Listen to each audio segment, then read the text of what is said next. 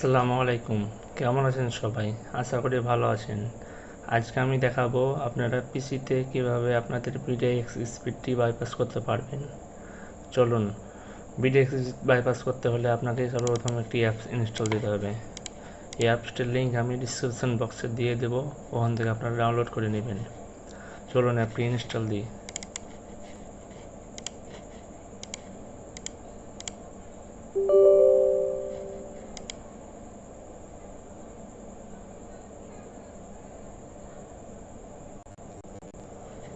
অ্যাপটি ইনস্টল হয়ে গেলে প্রথমবার ইনস্টলের সময় অটোমেটিক ওপেন হয়ে যাবে। এই যে ওপেন হয়ে গেছে।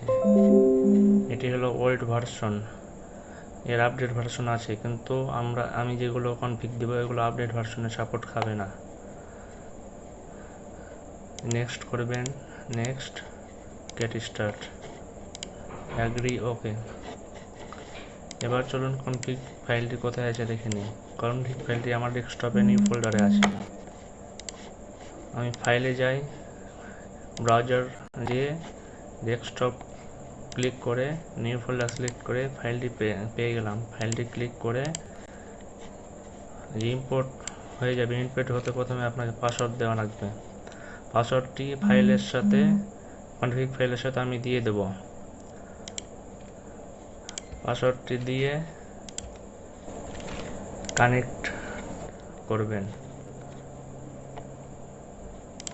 আচ্ছা চলুন, কানেক্ট করার আগে আমি আমার র স্পিডটি দেখে নিই। আমার র স্পিড কত?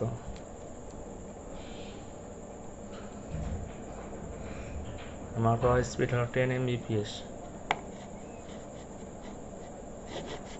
এবার কানেক্ট করে দেখি। এই যে কানেক্ট করলো,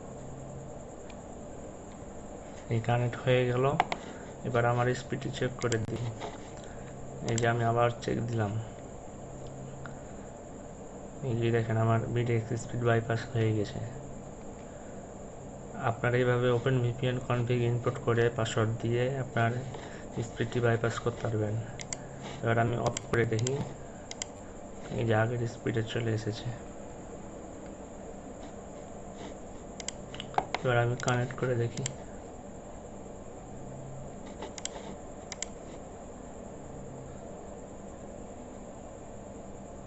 এই যে দেখেন বাইপাস হয়ে গেছে।